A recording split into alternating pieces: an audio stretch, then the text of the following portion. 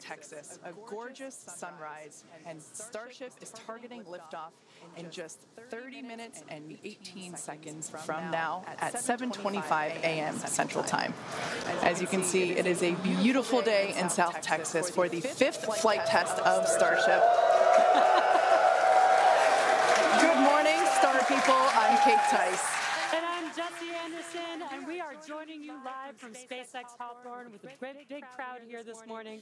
It's been roughly 4 months since our last Starship flight, and we've got a big morning ahead of us.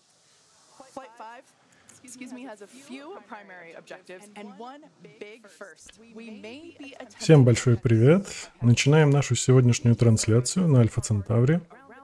Это 5-й интеграционный полет Starship, в ходе которого будут разбираться, что же сделали так, а что не так. С вами снова Михаил Иванов на русскоязычном канале, а Павел Поцелуев и Дмитрий Соколов ведут трансляцию на украиноязычном канале. В Техасе прекрасное утро, прекрасная погода, идет заправка обеих ступеней ракеты. Ждем старта. From any of the missing, that will help protect if there's any missing or damaged tiles. Now, not only did we replace the entire heat shield with our newest generation of stronger tiles for today's flight, we'll also be flying a handful of aluminum tiles that are there to help the team understand the thermodynamic environment during re-entry. If you were with us for Flight 4, you'll know how hard those heat shield tiles worked during the ship's re-entry. Did they ever? As you can see there, they worked incredibly hard. This big heat shield rework that we're talking about promises to increase the likelihood of Starship being better protected during controlled re-entry as it heads Так, проверим звук. Не двоится ли теперь? And we'll have to wait and see. Keep your fingers crossed, but we may have some new views in store for you today as well. Right, like all test flights, we want to learn as much as possible, and views of Starship during all phases of flight help us to keep improving the vehicle for recovery and reuse.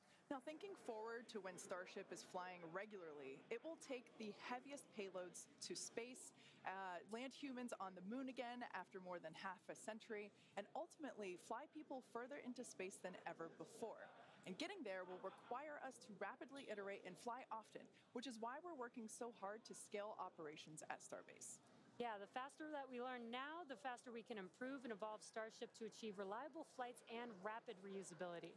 We've been designing this vehicle from day one to realize a vision of having an entire city of people on Mars, something we know will take launching millions of pounds of cargo and equipment into space spread across thousands of flights. This future will require many Starships that can fly again and again, and today's flight is a critical step on that path. So, buckle up your seatbelts, because here we go. The Moon and Mars are not nearly as far in the future as you may think. In fact, we're planning to send Starships to Mars as soon as 2026.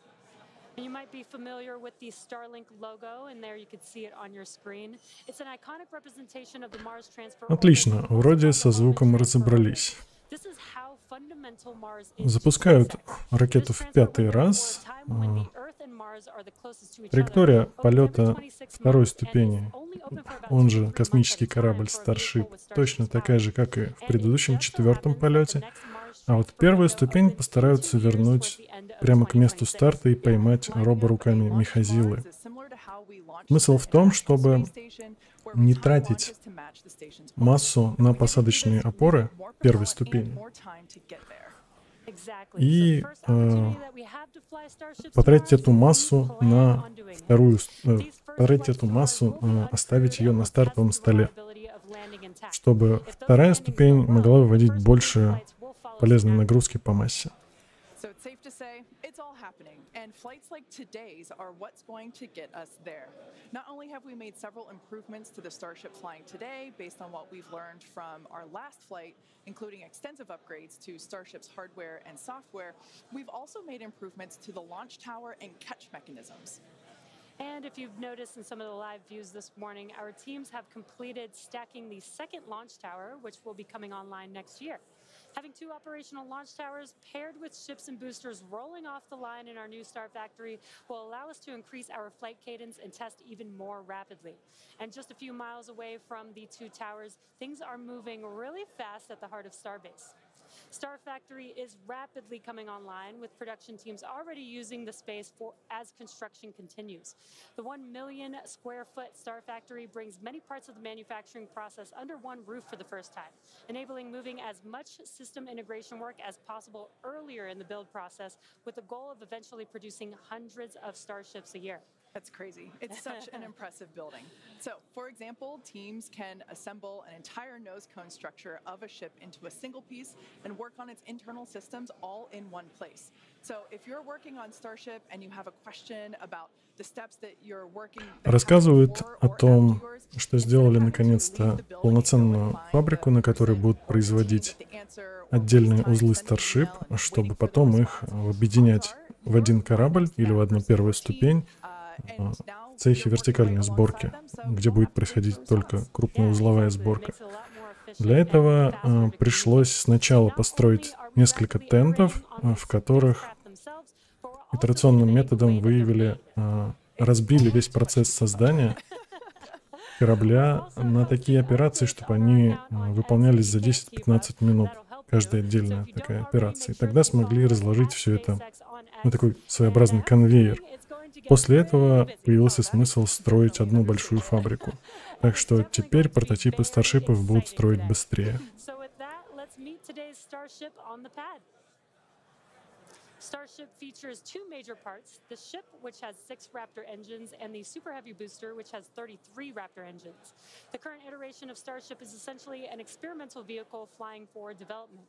With a few planned upgrades, Starship will have 3 times the thrust of Saturn V, plus the added benefit of full reusability. Starship 2 will be capable of carrying more than 100 tons to orbit, and Starship 3 will be able to lift more than 200 tons to orbit. The amount of mass we're able to launch per rocket is crucial to creating a self-sustaining city on Mars. Now, to get a sense of how big Starship is, let's start with the average size human, which is about 2 meters high. Towering over our average human is the length of the Millennium Falcon, which comes in at 35 meters. Our Falcon 9 rocket, with the payload fairing attached, is double the size of the Millennium Falcon, standing at 70 meters.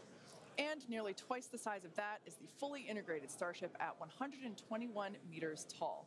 The ship itself is about 50 meters tall, and the Super Heavy booster alone stands about 71 meters.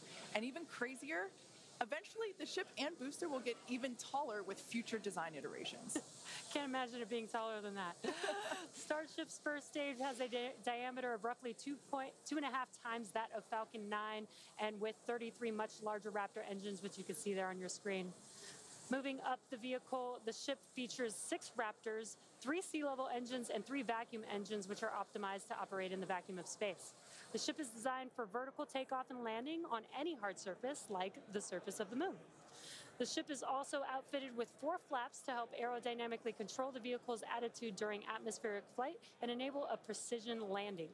To reach full reusability, ship must survive entry not just once, but over and over again. It took the teams at SpaceX about 3 years to develop the heat shield on Starship, and development for improvements is still ongoing. The ship's heat shield is composed of 18,000 hexagonal ceramic tiles designed to insulate the vehicle during atmospheric entry, where temperatures can be as high as 2,600 degrees Fahrenheit. And naturally, the tiles are designed for rapid reuse with no refurbishment between flights. As we mentioned earlier, today's Starship features a completely reworked heat shield with stronger tiles and a secondary protective layer. This promises to increase our chances of Starship making it through a controlled re-entry and hopefully a little more intact this time around. Рассказывают об улучшениях, о том, что доработали тепловой щит Старшипа, сами плитки стали прочнее, и под них еще добавили абляционный слой как последнюю защиту. Если плитка отколется, то он спасет сталь от перегрева в момент входа в атмосферу. Первая ступень готова к тому, чтобы вернуться к месту старта и быть пойманной руками Михазилы. После того, как она отделится от второй ступени, она развернется, погасит горизонтальную компоненту скорости, так, чтобы вернуться почти к месту старта. И дальше по баллистической кривой, если она не включит двигатель, она упадет примерно на берег. А вот если сумеет включить двигатели для тормозного маневра, то сядет точно в руки. После того, как она завершит возвратный маневр, будет принято решение сначала человеком о том, что будет посадка, не будет сегодня в руки. И дальше уже автоматика будет решать и может прервать процесс посадки, если, например, не все двигатели включатся или если самопроверка систем Михазилы покажет, что она не сможет сегодня поймать ступень. And so did we. Starship's 6-second stage Raptor engine successfully powered the vehicle to space and placed it on a trajectory that would re-enter less than one orbit later over the Indian Ocean. And following a coast phase in space, Starship re-entered the Earth's atmosphere, successfully making it through the phases of peak heating and max aerodynamic pressure, and demonstrating the ability to control the vehicle using its flaps while descending through the atmosphere at hypersonic speeds. And of course, Starlink on Starship once again enabled real-time telemetry and live high-definition video throughout every phase of entry, with external cameras providing views all the way to the flight's conclusion.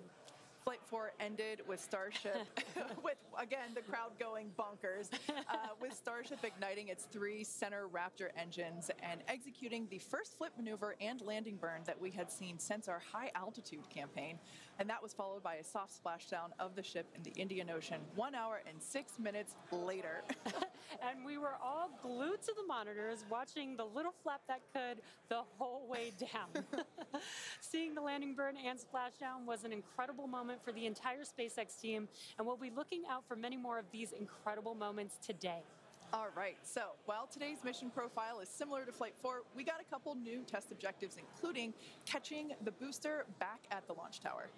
In about 18 minutes from now, Super Heavy will ignite its 33 Raptor engines and lift off from Starbase. A little more than 2.5 minutes into flight, the Super Heavy booster will separate from the ship in a hot stage separation. After that separation, the booster will perform a flip maneuver followed by a boost back burn. And about 2 seconds after that burn ends, we'll jettison the booster's hot stage. As it heads back towards the ground, the booster will either attempt a landing, will have a landing burn, but then will either return to the tower or splashing down in the Gulf of Mexico. Meanwhile, the ship's engines will remain lit for just under 6 minutes during its ascent phase before shutting down for the coast.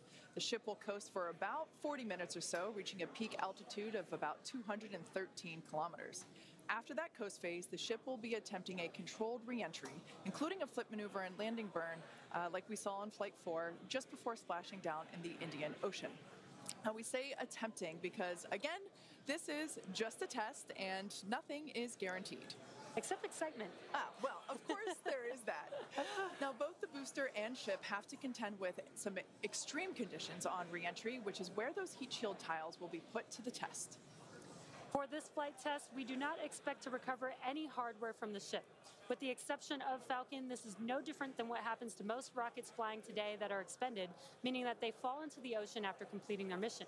Eventually, we will return and reuse Super Heavy boosters and Starships as we do today with Falcon 9 and Falcon Heavy boosters. And in fact, we've landed Falcon boosters 352 times to date. Oh, man, I hear you say that number, and that is just wild. I still remember the night or at least most of the night, that Falcon landed for the first time, and it still feels like yesterday. Yeah, definitely one of my favorite moments at SpaceX. And returning Super Heavy promises to be an even more impressive sight and a huge moment on the road to rapid reusability. Yeah, speaking of rapid reusability, future Starship designs will give Super Heavy boosters a lighter weight and integrated hot stage intended for full reusability, which will mitigate the need to jettison the hot stage like we'll do today.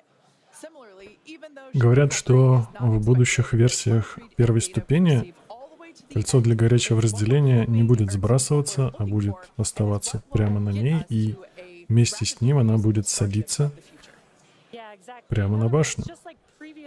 Надеюсь, все-таки это временное решение, и однажды они откажутся от кольца для горячего разделения, потому что оно весит 9 тонн. Можно это переложить все в полезную нагрузку. It's going great, Jesse. Welcome back to Starbase, everybody. It's been far too long. Little change of scenery this time. Right behind me is the Launch Control Center, where our flight controllers are counting down to our liftoff at 7:25 a.m. Central. We are a little bit later in our window. The main reason is we're working to clear out the range. Have not been tracking any technical issues so far to preclude that launch. So 7:25 a.m. Central, 12:25 UTC is where we're marching down to. As you can see, we're actively loading propellants on board Super Heavy and Starship. Liquid methane for your fuel, liquid oxygen for the oxidizer. Prop load on the ship started at about T-minus 49 minutes, booster at T-minus 40 minutes. We're going to keep loading propellants on those vehicles right down to the wire. Ship will close out at about 3 minutes and 20 seconds before T0, and then booster just about 30 seconds later. Now, with our startup sequence, it's going to look very similar to what you saw on Flight 4. We already tested it with this booster and its static fire. We're going to see the Raptors start to make fire at about T-minus 3 seconds, and then we'll start them up in 3 different banks. The first inner 13 will fire, and then about a second later, 15 of the outer ring engines, and then about 0.8 of a second after that, those final 5. Another reminder, if we need to hold, we have a built-in spot at T-minus 40 seconds. We can hold for stuff like if we need to finish clearing the range or if any other technical issues pop up, just kind of in the last second. But if there's nothing holding us back, we're going to go right past that and go down to 0. So, I mean, as of right now, we're just under 14 minutes away from liftoff, not working any technical issues. Подготовка к запуску идет полным ходом. Если не может быть hold, остановка таймера только за 40 секунд, если вдруг что-то пойдет не так. А если все хорошо, то так и идет до старта, не останавливаясь.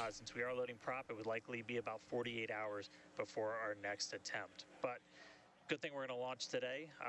Really looking forward to being able to turn around and see it this time. Counting down to 7:25 a.m. Central, and I'll see you guys in a couple of minutes. I'll send it back to you in Hawthorne. Thanks, Dan. Now, one of the most exciting objectives for Flight 5 today is attempting to return the booster to the launch site that you see right there, and it will be caught by the tower. We refer to this simply as booster catch. As you've heard us say, Starship and Super Heavy are designed to be rapidly reused, which is why we've developed a novel way of returning the vehicles that leverages the same hardware we use for stacking ahead of flight.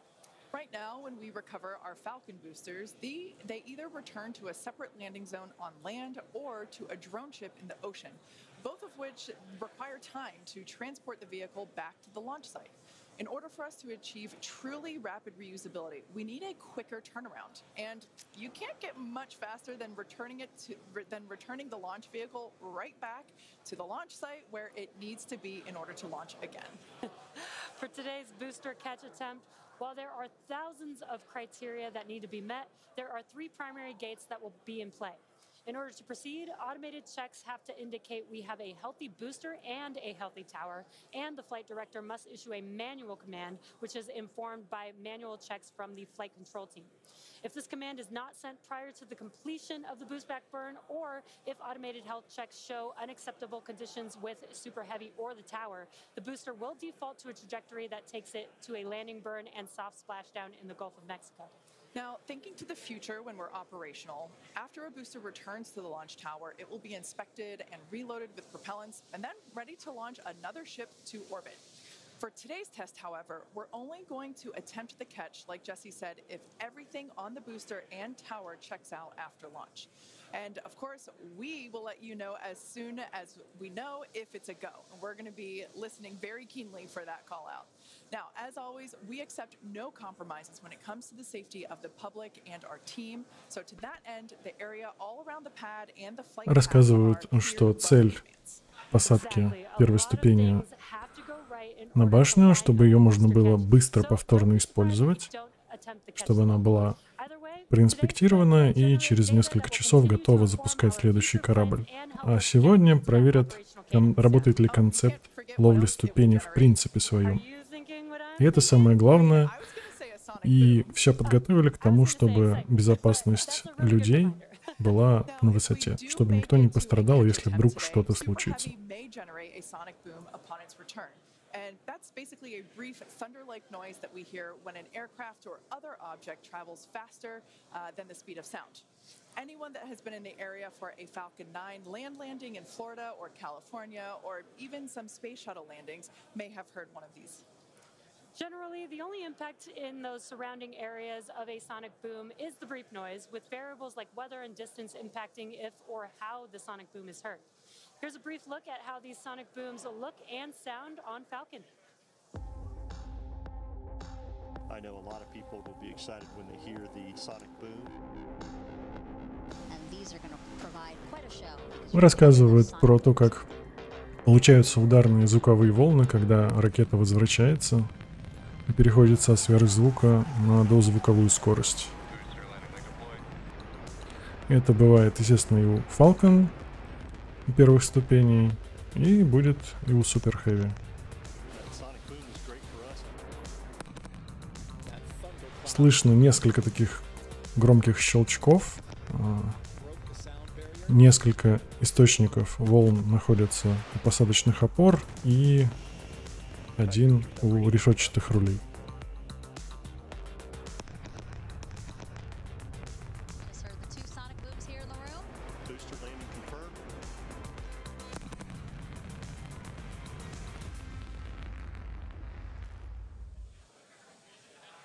As our test flights continue, we plan to demonstrate ship-to-ship propellant transfer, which will be important in preparation for Starship taking astronauts to the moon as part of NASA's Artemis program. SpaceX will perform one uncrewed demonstration flight before NASA's Artemis 3 mission, which will be the first human surface expedition since 1972. Also, in preparation for missions to the moon and Mars, we're gaining tons of knowledge from our human spaceflight missions, including free flyer flights like our recent commercial astronaut mission Polaris Dawn. Polaris Dawn was the first of up to 3 missions in the Polaris program, which is demonstrating new technologies, conducting extensive research, and will culminate in a flight of Starship with humans on board. After nearly 5 days in orbit, Dragon and the 4-person Polaris Dawn crew safely splashed down on September 15th off the coast of Florida, completing the first human spaceflight mission of the Polaris program. The Polaris Dawn crew performed some incredible firsts during their mission. Dragon and the crew reached 1,408.1 kilometers, the highest Earth orbit ever flown, and the farthest humans have been from our planet since the Apollo program. The crew also performed the first ever commercial EVA, or extravehicular activity. And as you can see there, they were wearing the new EVA suits that we developed here in-house. This was an incredible moment to see Jared and then later Sarah emerge and perform this EVA with Earth behind. Now, in addition to this incredible spacewalk, they also conducted about 36 research studies and experiments from 31 partner institutions, including NASA. And in addition to all of that, they also tested Starlink laser-based communications in space. The data gathered from Polaris Dawn missions is invaluable, much like the data that we're going to see after today's flight test of Starship. So we're coming down to T-minus about 7 minutes. Let's check in with Dan. Hey, thanks, Kate. So yeah, we're right at about 7 minutes away from launch. The main thing we are still working is that range clear. Again, we have to make sure boats, airspace, everything is cleared out of the way for our ascent corridor, basically the Gulf of Mexico, where we're launching through before we can actually launch. And so we're working on clearing out just a few more boats. We do have a window, remember, So if we end up holding at like a T-minus 40 seconds, we can hold for several minutes, allow those boats to get out of the way, and then we can launch. Our window is from 7 to 7:30 Central, so we don't have a huge amount of time today, but we do have some margin if we need to work with it to still get off the ground today. For now, though, we're coming up on finishing prop load on both vehicles. Header tanks are pretty much topped out on the ship. Those are going to be used for its landing burn. And again, we're going to be closing out all of the prop load at about T-minus 3 minutes, 20 seconds for the ship, and then just 30 seconds later for booster. One kind of cool thing to talk about, so the folks in launch control behind me, after liftoff, they're going to have some pretty special tasks today. If we're going to go through with the catch, they're going to be doing some really detailed inspections just visually of all of the different tower systems, a lot of those things that we upgraded, just to make sure that we are in the right posture to actually proceed with the catch. So they'll be working kind of fast and furious behind the scenes to inform the flight director's manual command to send the booster back. So if we hear that command being sent, that's going to be just the roof's going to come off. That's going to be a really exciting moment. So otherwise, if we don't go today, as you guys talked about, there is a chance, and if we don't send the booster back, we'll do a landing burn and a splashdown in the Gulf, and then that's just another landing burn to gather more data, learn more lessons from, and then we'll come back and try the catch again on the next one. But as of right now, we're coming up on 5 minutes. There is a chance that we'll hold or extend into the end of our window, so don't be surprised if that ends up happening. But if those boats do get out of the way, we are just about 5 minutes away from launch. So I'll check back in just a moment, but back over to you, Kate and Jesse. Thanks, Dan. Our rapid iterative development approach has been После старта ракеты будут произведены визуальные инспекции башни и мехозилы, чтобы понять, выдержали ли все улучшения старт ракеты. И тогда будет принято решение, будет посадка сегодня или не будет. Если посадки не будет на руки, то она будет в Мексиканском заливе и соберут больше данных для следующей попытки посадки на руки. We accept no compromises when it comes to the safety of the public or our team. So that is to say, this is only the fifth of many future flight tests of Starship before it becomes fully operational. You might remember the Starlink panels that are incorporated into Starship, and you can see them there on your screen, those rectangular panels on Starship's nose cone. Starlink brings us the epic views in space and on re-entry, and also helps deliver us the critical flight data engineers need to continue development.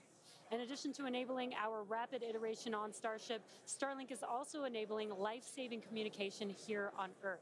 SpaceX is sending tens of thousands of Starlink kits in response to Hurricanes Helene and Milton, and providing free service through the end of the year to support recovery efforts. The Starlink team also worked with T-Mobile to activate our direct-to-cell satellites to provide basic texting on T-Mobile and emergency alerts for all phones and carriers of those in affected areas. If a phone connects to a Starlink satellite, it will have 1 to 2 bars of signal and show T-Mobile SpaceX in the network name. SpaceX's direct-to-cell constellation has not been fully deployed, so these services are being delivered on a best effort basis. Starlink is enabling life-saving communication here on Earth and continues to help us push the limits in space. In the short term, by providing great views and real-time data on our next few flights, particularly through re-entry, which historically is a blackout period for all communications.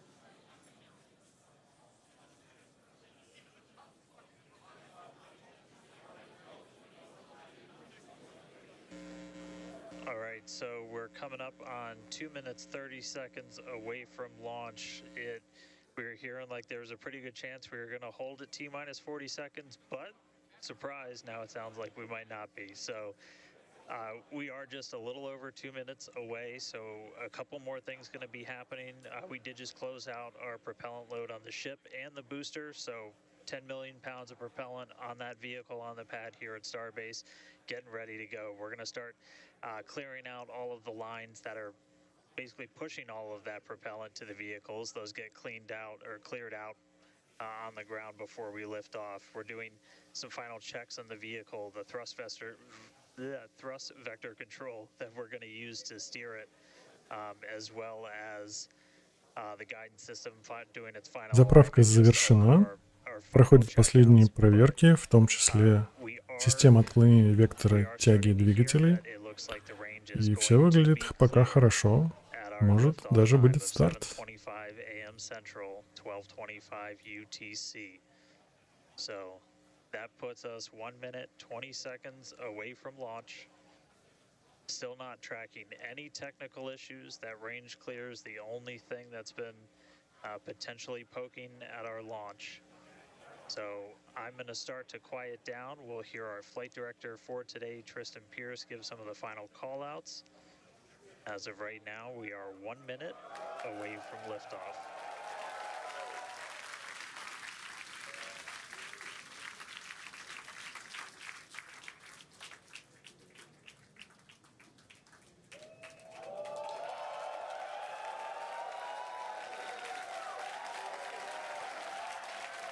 Судя по довольному гамму в штаб-квартире SpaceX, все системы в полном порядке и принято решение о запуске. Меньше 30 секунд.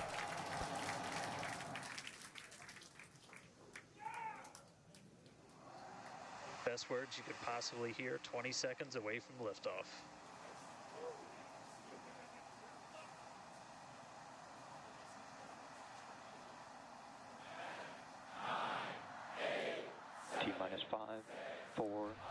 Три, 2, 1.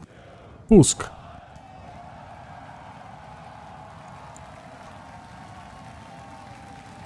Пошла. Отлично.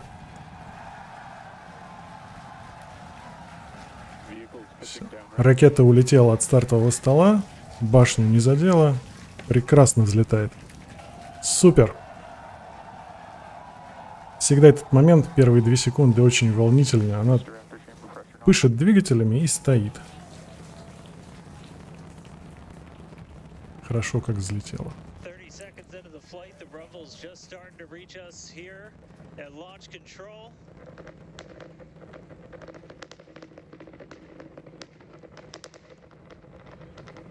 Booster ship, avionics power, telemetry nominal. 33 Raptor engines.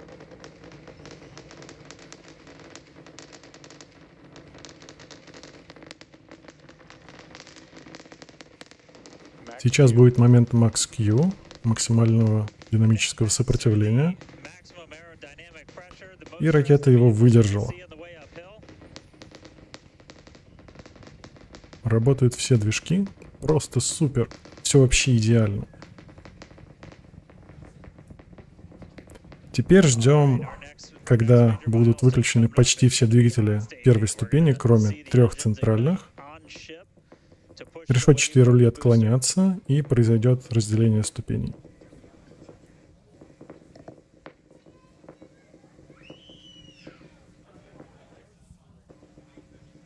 Где-то минута до этого осталось.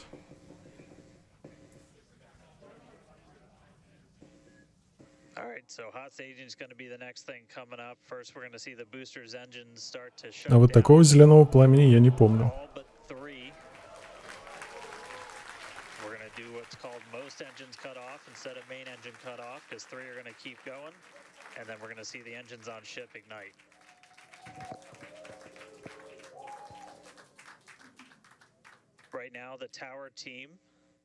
Вот, кстати, появилась камера, которая смотрит как раз на посадочную опору, которая находится вверху первой ступени. Их таких 2, и крепление идет на верхнюю переборку метанового бака, потому что просто цилиндрическая оболочка первой ступени не выдержала бы нагрузок при посадке. Так, отключение двигателей почти всех. Да, разделение ступеней прошло успешно. Супер. Starship зажег свои движки, все 6. 3 атмосферных и 3 вакуумных. Первая ступень запустила тоже все двигатели. С этим были проблемы в предыдущих полетах, но их научились решать.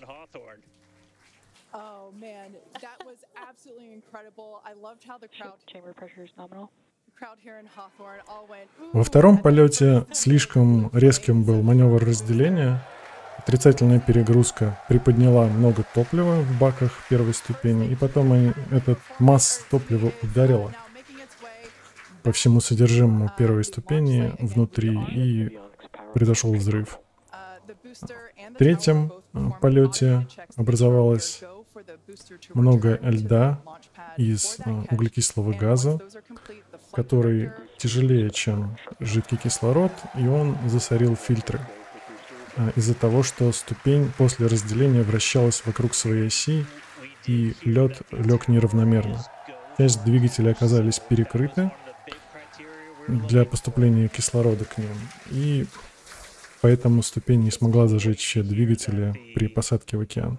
Четвертый раз эту проблему учли и запускали Starship так, чтобы он вращался, пока ступени не разделены, а после разделения первая ступень уже не вращалась. И все получилось, и сейчас тоже все получается. Again, the booster is making its way back towards now land in order to make that catch attempt in the tower. So incredible to see these views. You can see the ship on the right-hand side of your screen. All 6 Raptor engines are under full power. Once again, the booster is making its way back to the launch site. We are going to try and catch it using the chopsticks on the launch tower, the exact same tower that it just launched from just, 5 minutes ago. Yeah, and the booster. Starship on nominal trajectory. I can confirm the command was sent for the booster to come back. That is incredible. So I'm looking up right now. It's pretty much right overhead of us, and we can see it starting to come down. I can't wait for us to hear the sonic boom through Dan's mic. Right. That is going to be incredible. It was so cool to hear the liftoff. And so once again, it's successful on-time liftoff of Starship Flight 5. The ship has separated from the booster. The booster is there on your screen. It is making its way back to the launch site. We are going to attempt the catch using the chopsticks. We did hear the confirmation that the Есть подтверждение того, что будет посадка на руки Михазилы. Это будет невероятное зрелище.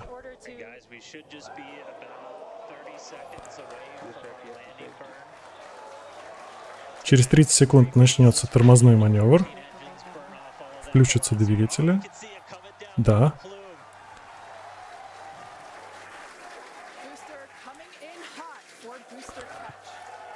Нижняя часть первой ступени невероятно разогрелась, конечно. Нержавеющая сталь вполне позволяет пережить такой нагрев, в отличие от алюминиевого сплава у Falcon. Включение двигателей. Да, все заработали. Просто чума. Так, остались 3, и на них и должна садиться ступень. Вот и Михазила. Это не 3D, это просто отвал башки.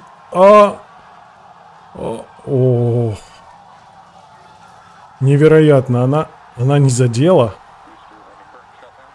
Она захвачена роборуками, это успех! Успех, друзья, просто отвал башки. Я не знаю. Если она еще и не взорвется, но это вообще... Это значит, что будут многоразовые первые ступени у Старшипа. Уже даже в испытательных полетах. Это значительно продвинет программу. Осталось дождаться, что же будет со Старшипом сегодня при входе в атмосферу. С его улучшенным теплощитом. Главная цель на сегодня достигнута. Невероятные кадры. Я не верю, что я вижу это собственными глазами. Надо пощипать себя, что это не сон.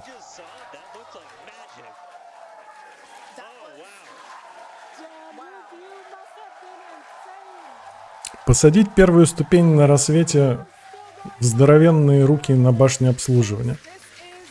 SpaceX может.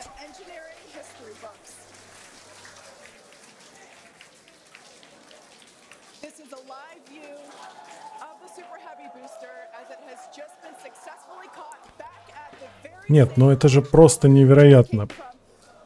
Я, честно говоря, думал, что что-нибудь отвалится. Отвалится вот этот картридж-каретка, которая ездит по башне обслуживания, потому что там линейные подшипники, ну и как-то оно выглядело не супер надежно для таких нагрузок, но все получилось. В 4-м полете ступень села в воду с отклонением в полсантиметра. Для такой здоровенной трубы это невероятная точность. И они повторили и точность, и роборуки сработали. Просто невероятно. А Starship тем временем вышел на нужную траекторию. Это незамкнутая орбита, чтобы не включать двигатели для тормозного маневра за пределами атмосферы. Все дело в том, что эта версия кораблей может включать двигатели только 2 раза. 1 раз при разделении ступеней и 2 раз либо для тормозного маневра, либо чтобы уже посадочный маневр выполнить. Пока оставляют возможность для посадки.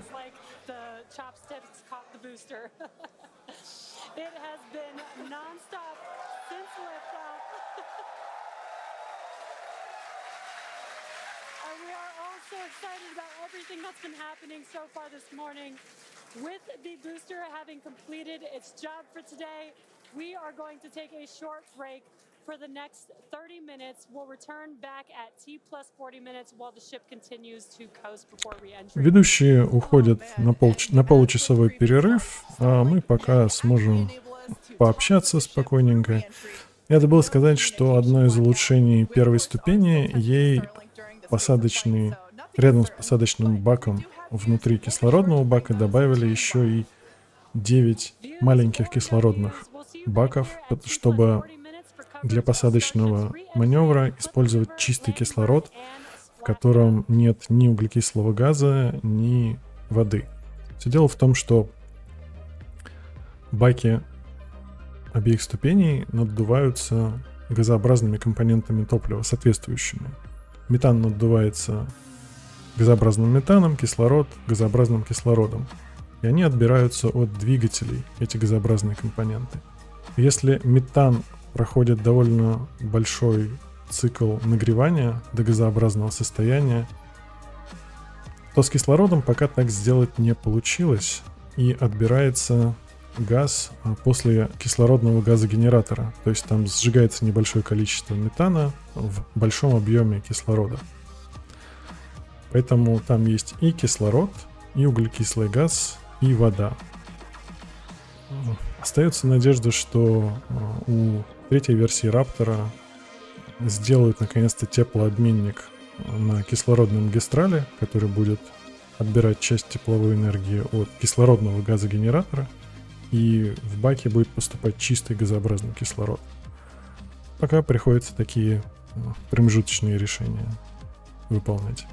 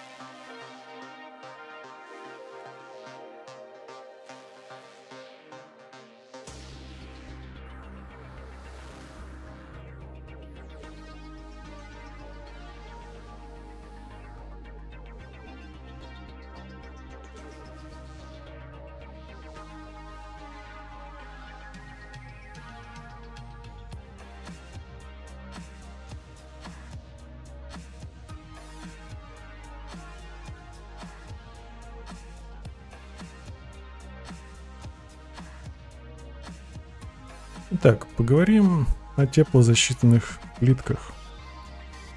Чем они отличаются от теплозащитного покрытия Crew Dragon и из чего они состоят. По сути, это стекловолокно. А у Crew Dragon полностью абляционный тепловой щит, то есть его смысл в том, что частички, которые сильно разогрелись, их легко отрывает набегающим потоком плазмы, и они уносят всю ту температуру, которую успели в себя набрать. Конечно, такой тепловой щит не может быть многоразовым, поскольку он прогорает неравномерно, его надо обновлять после каждого полета.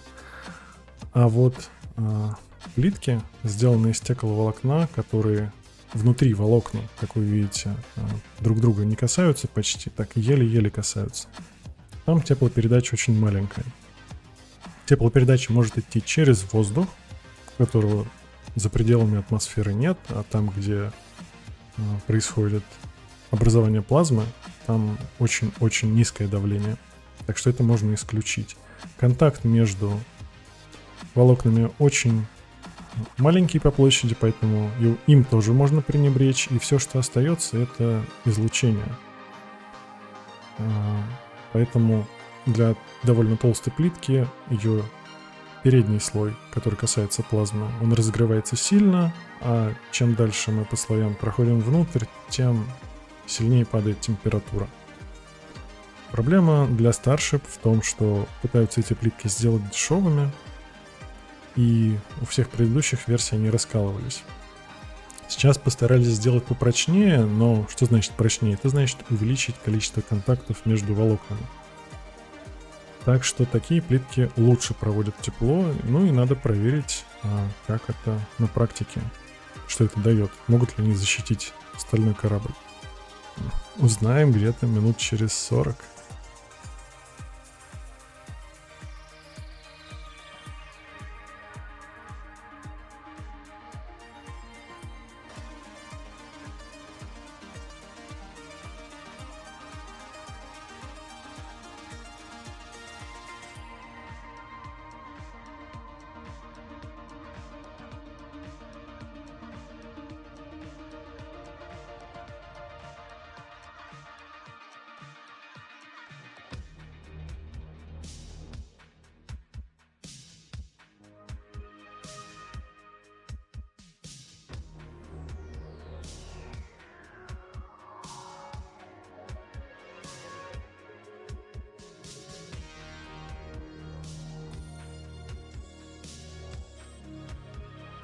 Спрашивают, насколько Илон Маск увлечен в создании ракет. Ну, увлечен-то он увлечен, но он был хорош на стадии, когда надо было поставить задачи для новой компании, когда надо было собрать талантливых инженеров, найти финансирование, план действий, самые мои начальные. А потом он уже, к сожалению, стал мешать, как и в других своих проектах.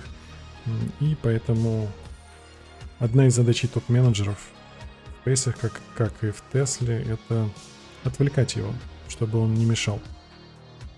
К сожалению, вот так. Илон Маск очень противоречивая личность, и не от меня и не сегодня вы об этом узнаете. Так что вот такой странный мир.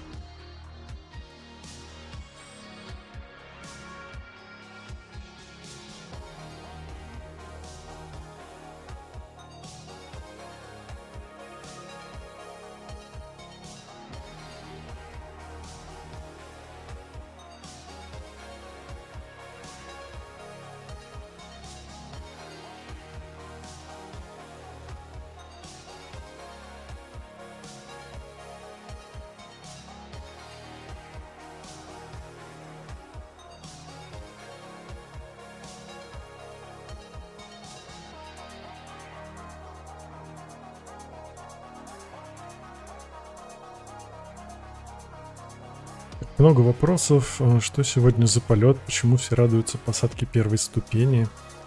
Это испытательный полет, внутри нет людей. Это все этап программы разработки, чтобы понять, что сделано правильно, а что нет. Пошагово приближаются к тому, чтобы были полностью многоразовые первая ступень и вторая.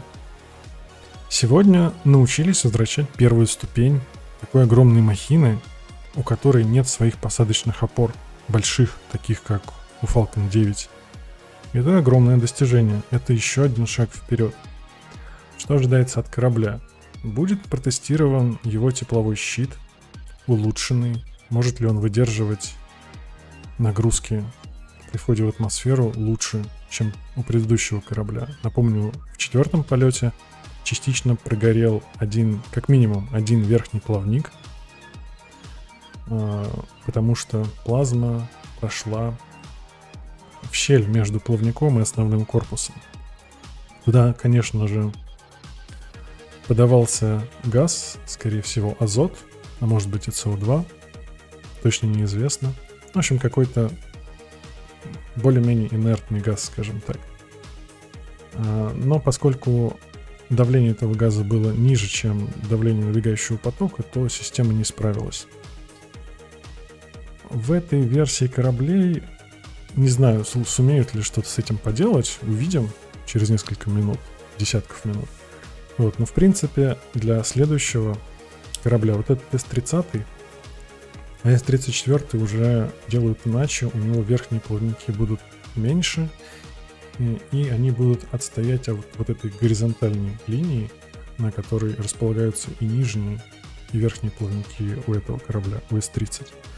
Они будут отстоять чуть-чуть назад на подветренную сторону, потому что центр тяжести почти пустого Старшипа, он ближе к двигателям, и фактически верхние плавники нужны не так сильно.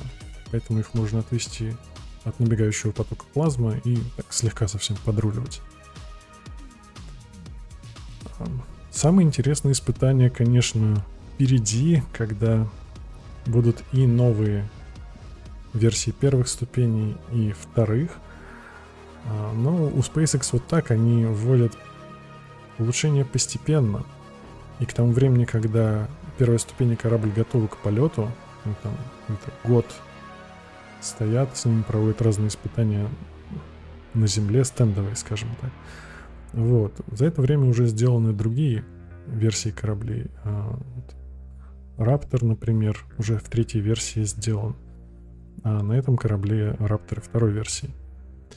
Улучшений так много, что, конечно, самое интересное впереди, но надо испытывать, чтобы знать, что задумали правильно, что задумали неправильно.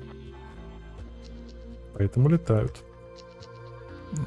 Такой подход к разработке в космических агентствах, в космических компаниях еще ни у кого не встречался до SpaceX. Сейчас, конечно, появились, и часть сотрудников уходит, создает свои космические компании. Но вот так, чтобы была компания, которая занимается операционной деятельностью, и у нее подход к разработкам итерационный, пока SpaceX единственный.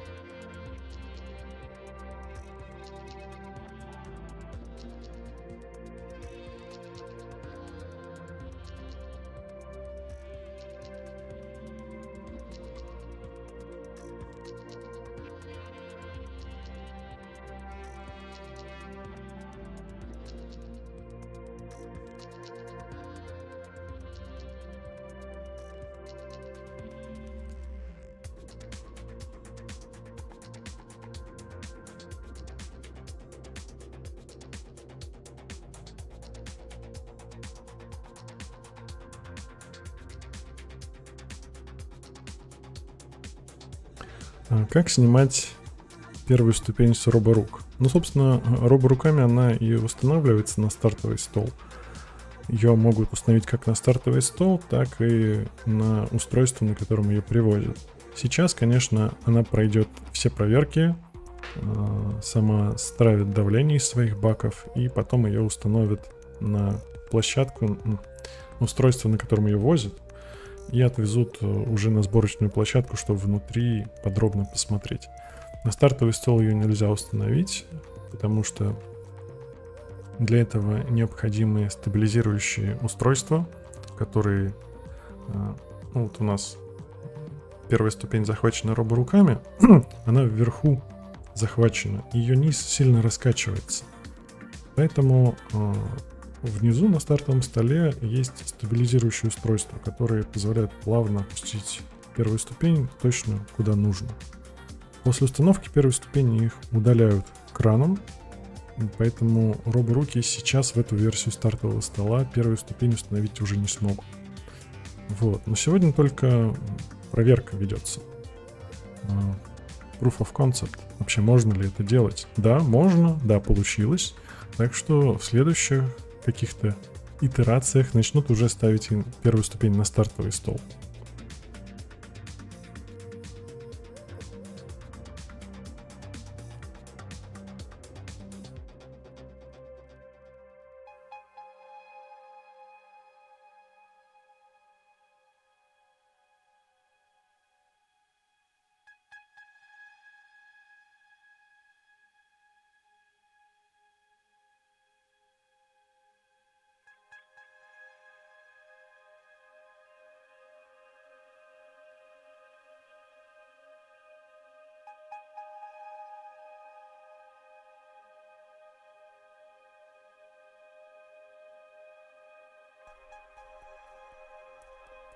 Снизу Старшипа видно, как он стравливает избыточное давление из баков, поскольку жидкое топливо нагревается, становится газообразным, его надо стравливать, чтобы баки не разорвало.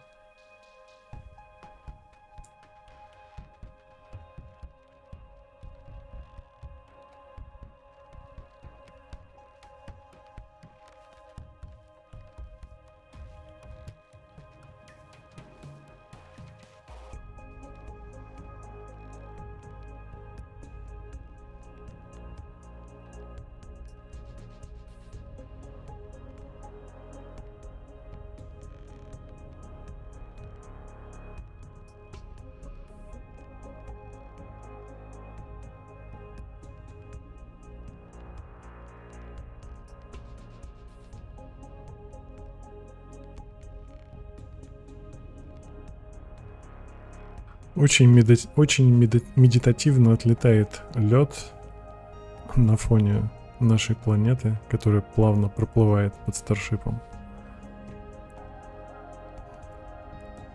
Остается ждать, когда начнется естественный вход в атмосферу, поскольку траектория не замкнутая. Старшип планируется садить в воды Индийского океана. Перед этим он переживет нагрев от плазмы, потом самое будет сильное аэродинамическое давление. У самой воды он включит двигатели, совершит переворот на 90 градусов и плавно сядет в воду, если все пройдет как запланировано.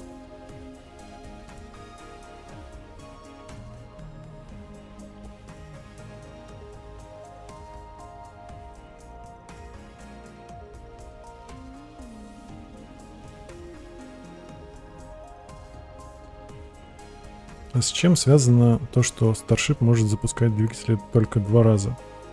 С системой наддува баков для посадки. То есть первый раз у нас работают баки основные, которые внизу Старшипа. Их наддув осуществляется за счет потока газов от двигателей. Есть посадочные баки в самом носу корабля, наверху. 2 таких почти шарообразных бака. Их система наддува рассчитана так, что если один раз запустили, то второй раз уже двигатель запустить не получится. Ограничения, конечно, временные, его обойдут, поскольку Starship задуман полностью многоразовым и должен будет запускать двигатели много раз. Но нужно сделать так много всего, что для данных прототипов решили оставить такое временное решение.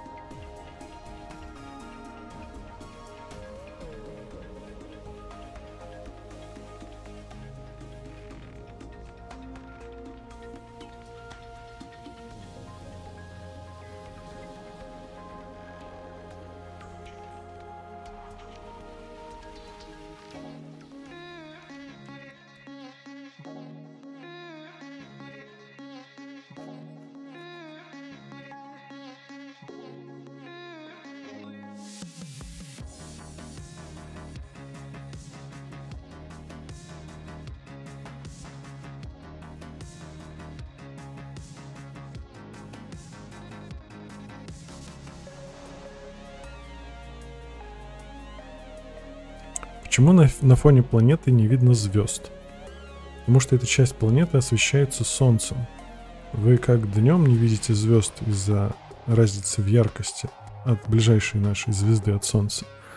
И другие звезды, они слишком далеко и слабо светят. Вот как вы не видите на Земле, так и в космосе. Если вас освещает Солнце, вы не можете увидеть других звезд.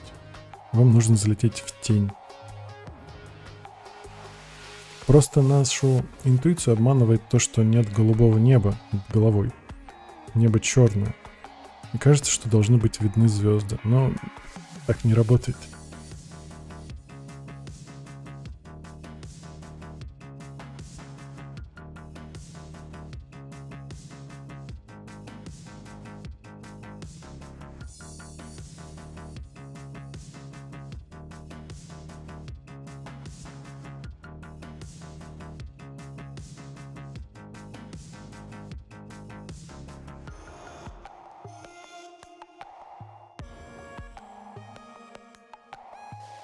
Вы можете найти камеры МКС, которые вещают в прямом эфире, и когда МКС попадает на теневую сторону планеты, там вполне можно разглядеть звезды, северное сияние. Очень красиво. Попробуйте поискать.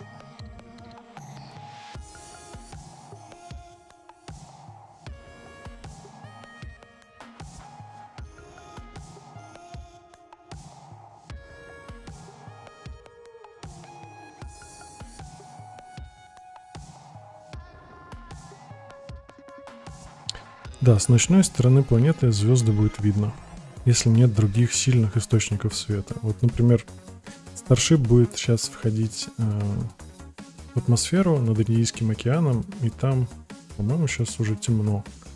Но вряд ли мы увидим звезды, потому что плазма будет ярче.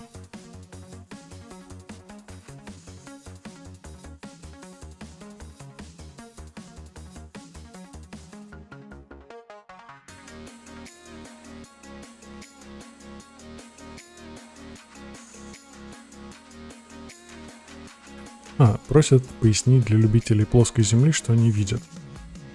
Ну так это же рендеры. Как научились 3D-графику делать в 1960-е, так и делают. Точно такую же. Верьте.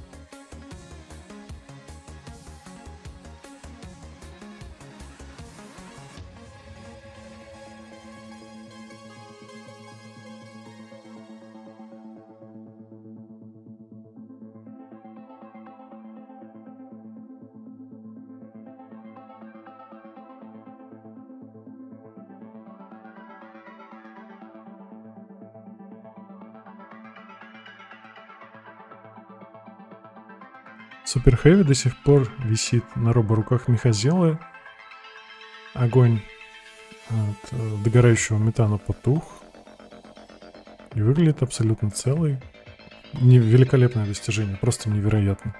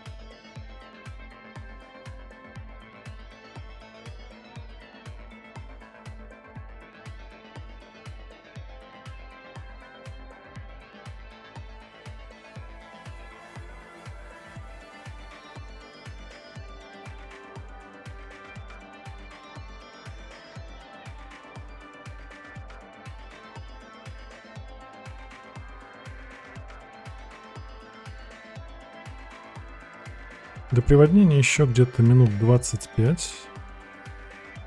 Можно поспоминать о том, какие шаги были достигнуты в ходе полетов. Сначала испытывали только вторую ступень, потому что нужно было отработать сложный маневр посадки, перевода второй ступени из горизонтального положения в вертикальное перед самой-самой землей. Это получилось не сразу, но в мае 2021 года СН-15 успешно сел и не взорвался. Это был успех, и только почти через 2 года состоялся первый интеграционный полет, когда обе ступени стартовали из Техаса. К сожалению, та версия ракеты не дожила до разделения. В двигательном отсеке начался пожар. Часть двигателя отключилась, вышла из строя гидравлическая система управления тягой, так что Starship не набрал нужной скорости для разделения. Обе ступени ракеты подорвали, но оказалось, что взрывчатки мало заложили. И они еще вращались и падали какое-то время, пока динамическое сопротивление не стало слишком большим. И потом наконец-то все взорвалось. В ходе второго интеграционного полета решили убрать сложную систему разделения, когда разделение осуществляется за счет разворота обеих ступеней. Сделали кольцо для горячего разделения и его успешно испытали. Разделение прошло успешно. Первая ступень слишком резко стала разворачиваться, и, как я говорил, из-за удара жидких компонентов топлива двигатели вышли из строя, она взорвалась. А вторая ступень почти вышла на нужную траекторию, но у нее тоже начался пожар в двигательном отсеке, автоматика вырубила двигатели, а другая часть автоматики поняла, что требуемая скорость не будет достигнута, и активировала другую автоматическую систему прерывания полета. В третьем полете эти проблемы учли. После разделения ступеней первая ступень не так активно маневрировала, но из-за того, что она вращалась вокруг своей оси, часть льда, углекислого газа попала слишком много углекислого газа твердого попало на фильтры двигателей в кислородном баке, перекрыла доступ кислорода к движкам. Поэтому она не смогла зажечь все двигатели во время посадочного маневра и разбилась в воды Мексиканского залива. А Starship в третьем полете, у него были проблемы с двигателями ориентации, они обледенели, поэтому он не смог правильно войти в атмосферу, правильно ориентироваться и, к сожалению, сгорел.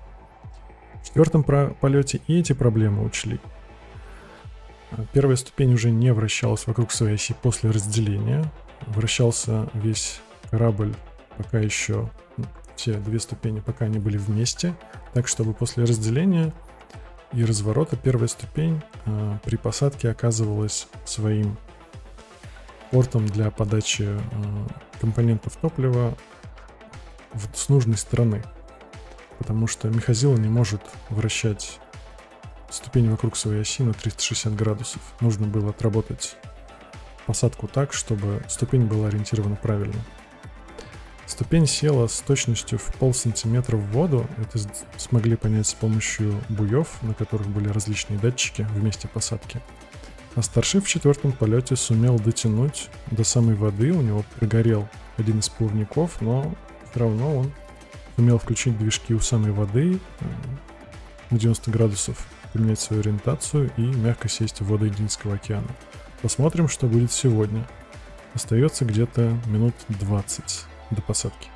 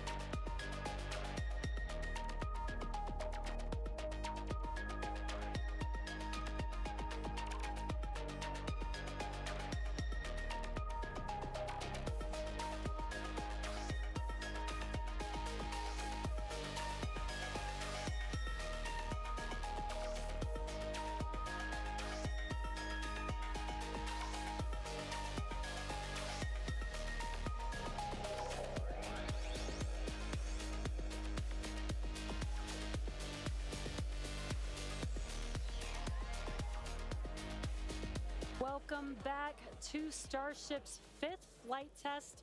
It has been an exciting day so far.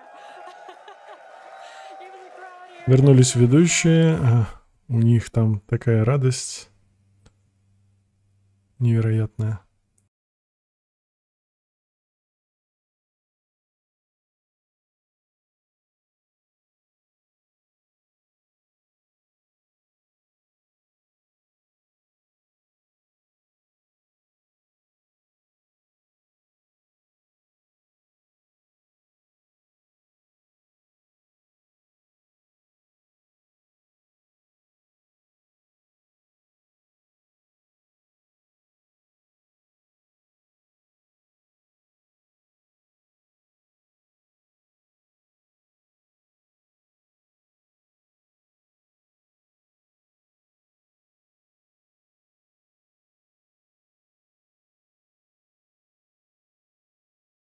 Test flight is for the ship to make it through the extreme heat of re-entry and to do so in a controlled Какая-то manner. проблема с We learned a lot видеопотоком about была. this phase during Извините. Flight 4, and as a result, completely reworked the heat shield, but more on all that in just a minute.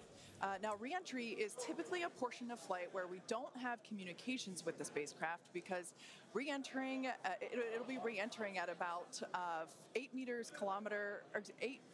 kilometers per second, or about 5 miles per second of roughly orbital velocity.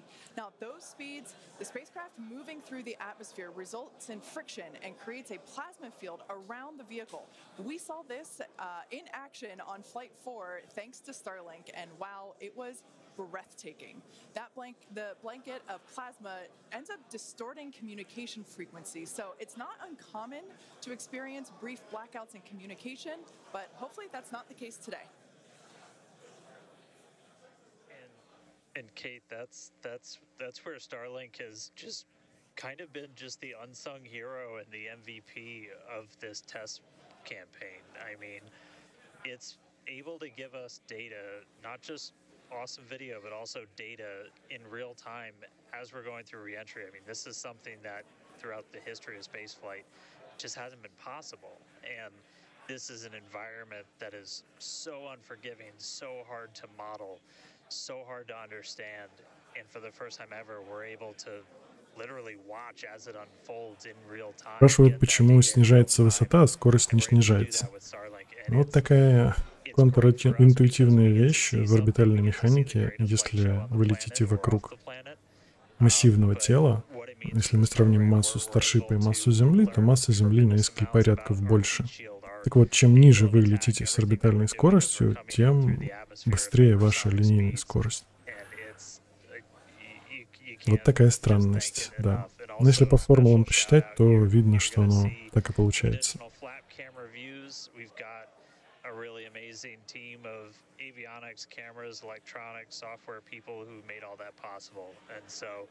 Hopefully they're going to give us an even better show on the way in today as we're coming in at about 5 times the speed of sound. Yeah, those flaps, Dan, that you see there, that's what's helping. Starship is in a good attitude for entry, approaching the entry interface. And some good call-outs there, preparing for Полностью нормальная ориентация Старшипа. Сообщают, все будет хорошо. Остается надеяться, что сигнал не пропадет, несмотря на плазму, поскольку форма Старшипа позволяет передавать данные с антенн Старлинка, которые установлены на подветренной стороне. That heat shield is made up of 18,000 hexagonal ceramic tiles, and they are designed to insulate the vehicle during atmospheric entry. At that point in time, temperatures can be as high as 26,000 degrees Fahrenheit, or about 1,400 degrees Celsius. The design itself also permits for rapid reuse with no refurbishment between the flights. And fun fact that I think is just incredible in terms of scale, but the heat shield alone on the ship has a total mass of 10.5 tons, which is crazy because these things are Теплый щит весит 2,5 тонны. Обалдеть. We have a couple of them here. The one that I'm holding is used on flat surfaces as, let's see if we go that way, because as it's flat, the one that Jesse has is kind of more what you see there on the side. Кстати, еще одно распространенное заблуждение, что при входе в атмосферу плазма образуется из-за трения. Нет, совсем нет. Происходит сжатие воздуха перед кораблем настолько сильное, что воздух в этой волне, в ударной волне, становится настолько горячим, что превращается в плазму. Это адиабатическое сжатие, но никак не трение.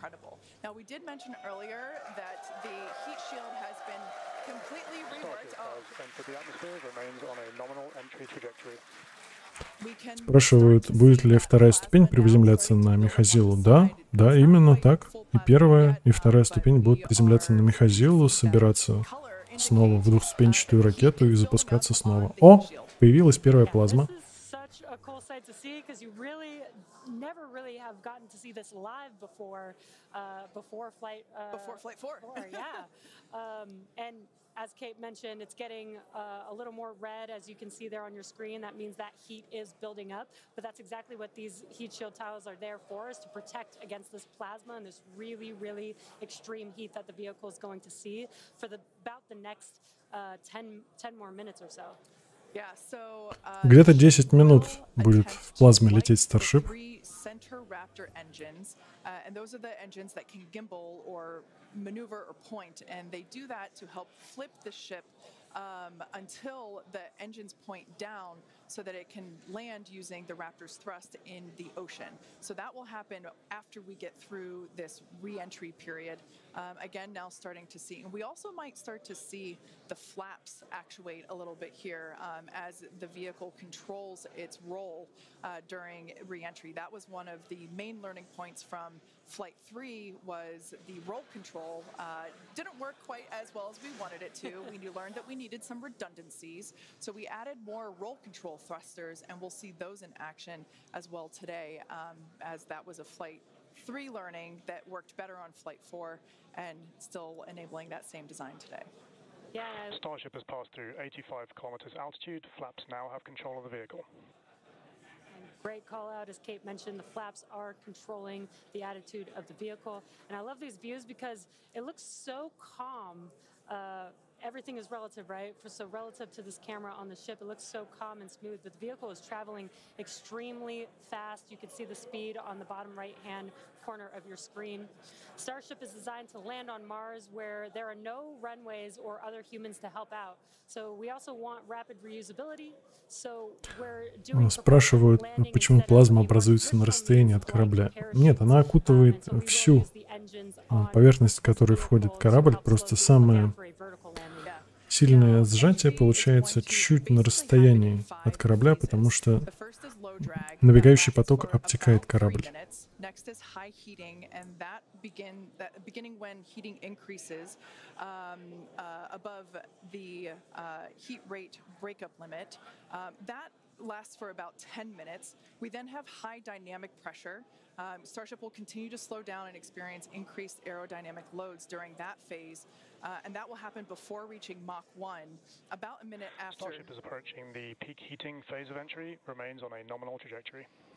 Okay, so that was phase 2 that he just called out, that I was mentioning. After peak heating is that dynamic pressure around Mach 1, and that will last about a minute after leaving the hypersonic area, and then we go into subsonic, and then of course, landing burn. Wow, what an incredible view.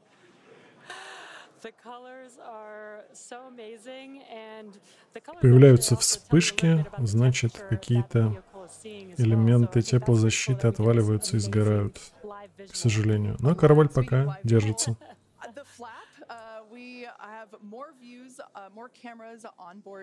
Starship, as Dan mentioned a few minutes ago. We are hoping that all 4 flaps will stay more intact than they did last time. We did make some changes to the design in order to help enable this. Starship is now experiencing peak heating, remains on a nominal entry trajectory. Сейчас самый пик нагрева проходит Starship, и пока держится. Передний плавник в полном порядке.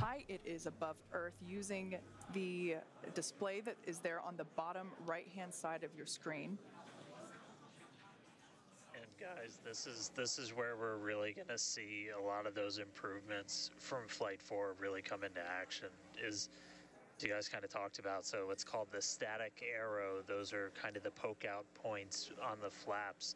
Those get exposed. Спрашивают, почему защита только на половине корабля. Ну, защита тяжелая, и входит корабль в атмосферу только одной своей стороной. Нет смысла утяжелять вторую подветренную сторону.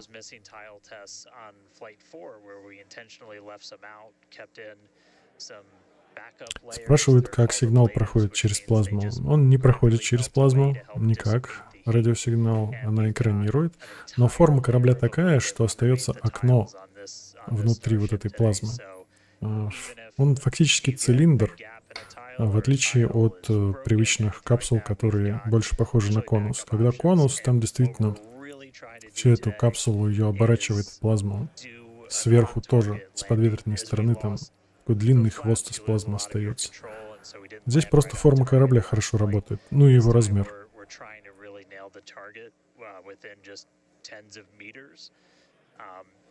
That'll just be a really huge step on feeling like we're closer to bringing a ship back. Obviously, there's a lot of work before we get there, but we just caught a booster. We're going to start looking real soon at when we can catch a ship. So the view on your left is as a helicopter passes by Dan, bound at Starbase. The view on your left is a camera that's positioned near the nose of the ship, looking basically down. Мы смотрим через камеру с носа на нижний плавник. So we're looking basically bird's eye view onto the flap on the left-hand side, and then a worm's eye view from the side with that view on the right.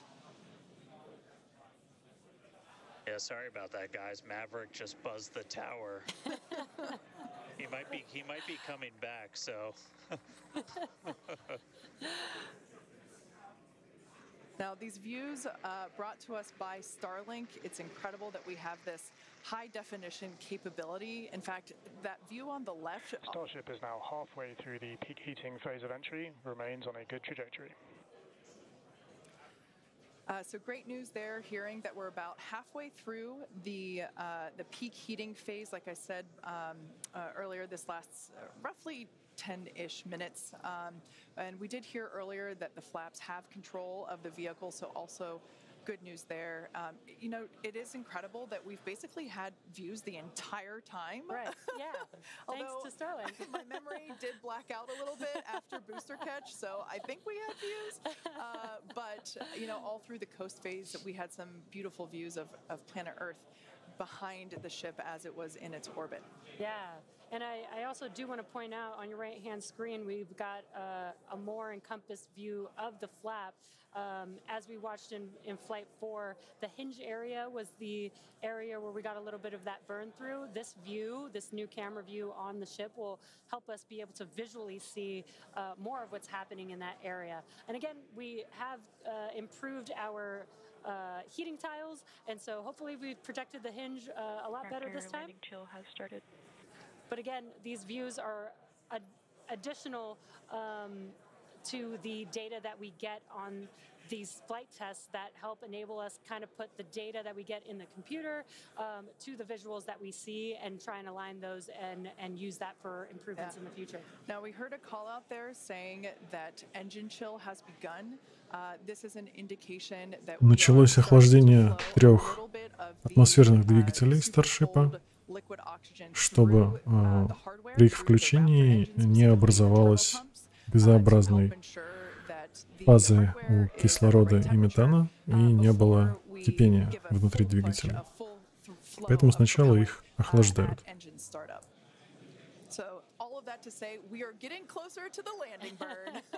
We definitely are. And again, if you look at the bottom right hand of your screen, you can see the altitude that the ship is, and it has been slowly making its way closer and closer to Earth. We're currently at about 63 kilometers from planet Earth, and you'll see that number trend lower and lower as we get closer and continue through this re-entry.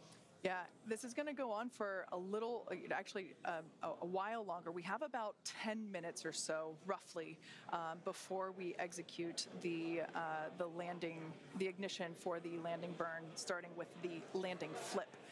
So we're making a controlled re-entry. This is one of the primary objectives for Starship today. Спрашивают, почему он не лежит, Starship, почему он как будто бы наклонен под там 40 градусов где-то, да? Он действительно по такой траектории входит в верхние слои атмосферы и гасит свою скорость. Пока скорость, как видите, еще очень высокая.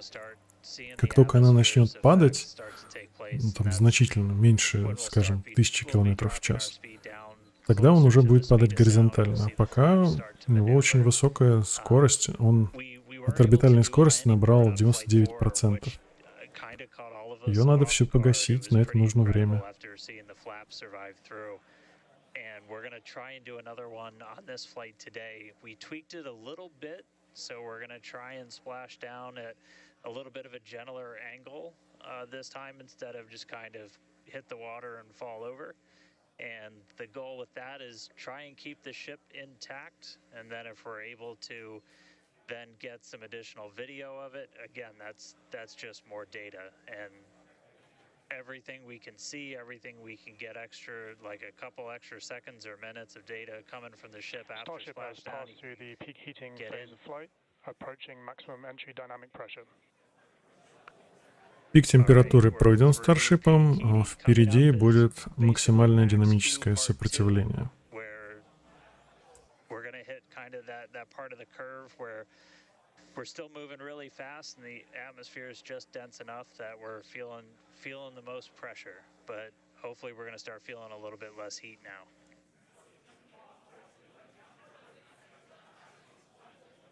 Looks like we got more views of each of the flaps on the ship as it's making its way back down to Earth. And we did pass through peak heating and still got really good views throughout that whole period. Typically, during the highest heat on the vehicle, we tend to build up a lot of plasma, and that's typically when we would lose, connection or views of the vehicle. But again, with Starlink, we were able to get some live views throughout the entire Видно, что process. атмосфера становится намного плотнее, ее давление растет, потому что скорость стала значительно падать. Намного быстрее падает, чем когда плазма была краснее. We're starting to move closer to and beneath the speed of sound. And I mean, we're getting live views, we're getting live data. We've got a couple additional tests on this one today where we left off some missing tiles again to test some additional backup layers. We also have, I don't know if we can still quite see them in this view, but you may have noticed we had some kind of silvery looking tiles on Starship as well. And those were pretty much standard tiles, but they were wrapped in aluminum. And it was a pretty simplistic, straightforward one where aluminum starts to melt at roughly the same temperature where steel starts to lose its strength, not necessarily melt. And so if we see stuff melting, we know what our steel is. Плазма начала проникать в щель между плавником и кораблем, как в прошлый раз.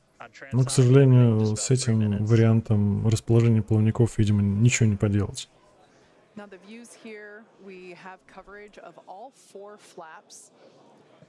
We can see, so for those that perhaps didn't catch a glimpse of the vehicle before liftoff, there are 2 flaps at the forward end and 2 flaps at the aft end.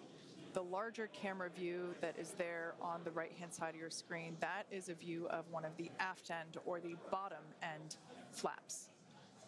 We can start to see some heat buildup and peeking through on one of the flaps there in the top left-hand corner of your screen.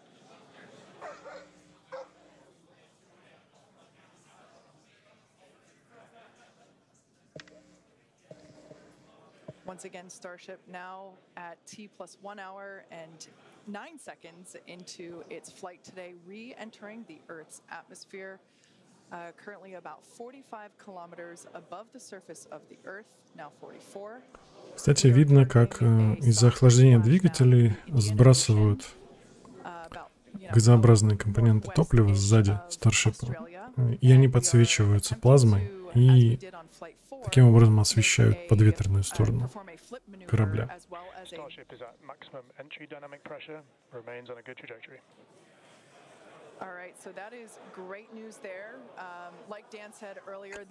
Второй плавник начинает прогорать вместе соединения с корпусом, к сожалению.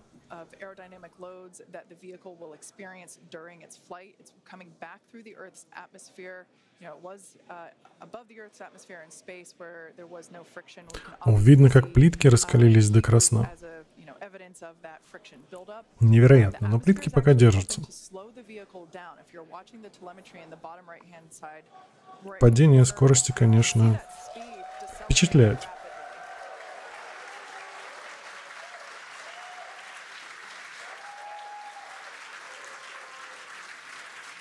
Now the four flaps on the ship help steer the vehicle, and one of the main objectives for the ship today is to demonstrate controlled re-entry during this phase of flight, this re-entry phase. Плазма уменьшает свою температуру почти до нуля. Ну, не до нуля. В общем, уже почти не видно света от нее. Так что, я думаю, плавник, который подгорел, он скоро остынет.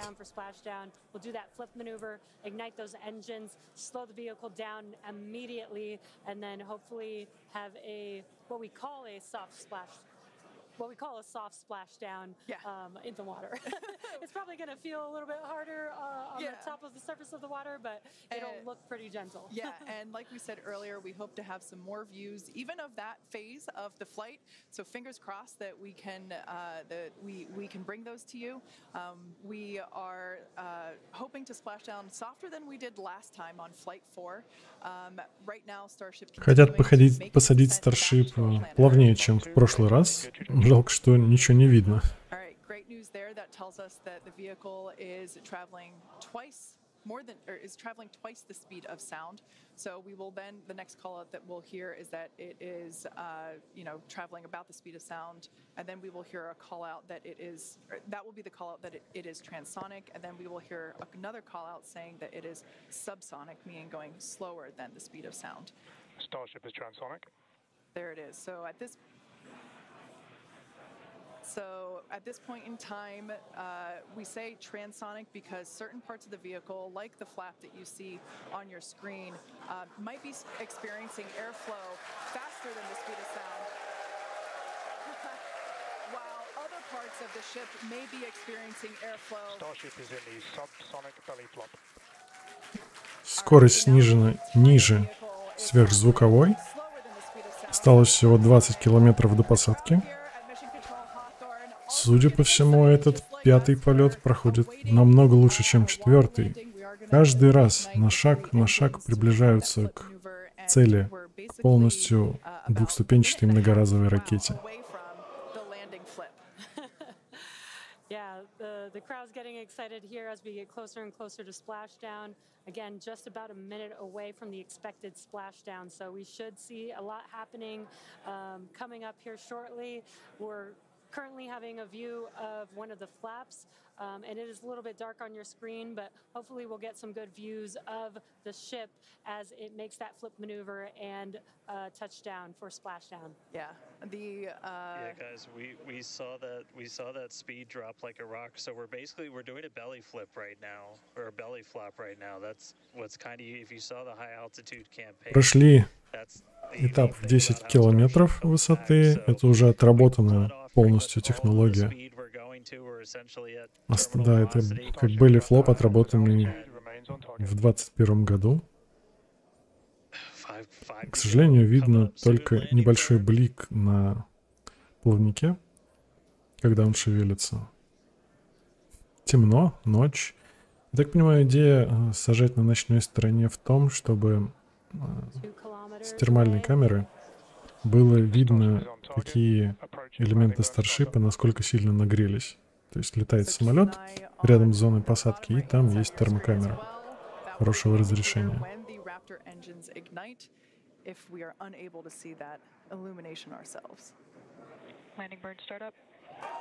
Запуск двигателей.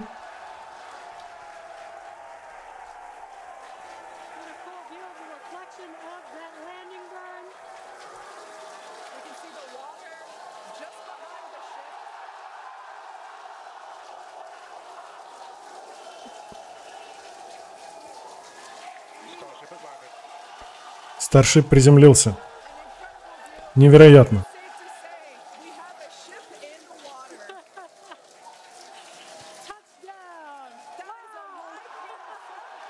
Это просто невероятно, друзья. Все задачи выполнены. В пятом полете, что задумывалось, все выполнено. Можно двигаться дальше. Интересно, когда будет шестой полет.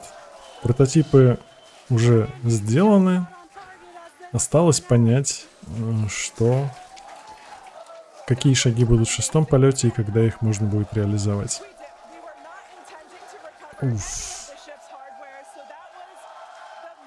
Ну, естественно, он не пережил переворота в воде и взорвался. Но классно, что они снимают со стороны. Невероятный день. Я очень доволен.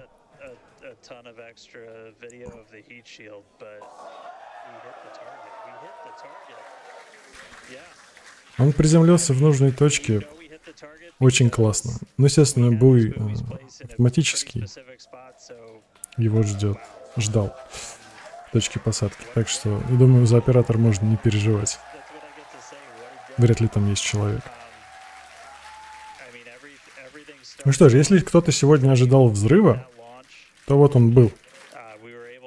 Наслаждайтесь.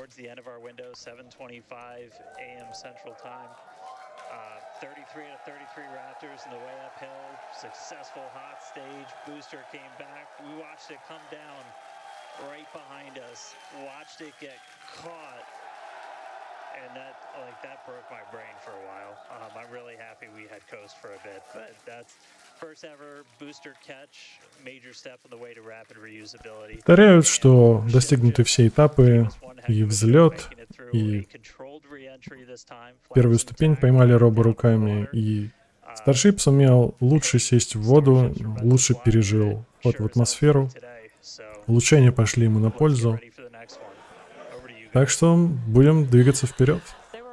Оставайтесь на нашем канале. Если вы еще не подписаны, подписывайтесь, ставьте лайки, приходите на новые стримы, смотрите наши дайджесты и фильмы, которые мы для вас выпускаем. Было приятно провести время. И думаю, на этом мы сегодняшнюю трансляцию завершаем. Всем хорошего дня. Now be sure to follow SpaceX on X for more updates on today's test flight and of course for future Starship news. Today was amazing, but the SpaceX action isn't over yet. Soon Falcon Heavy will launch NASA's Europa Clipper, and we're also going to be returning Dragon back to Earth with NASA's Crew 8 astronauts. So congratulations again to the SpaceX team. What an amazing launch and an even cooler catch. Thank you for watching, but we're going to leave you with an awesome recap of what has been the most epic day.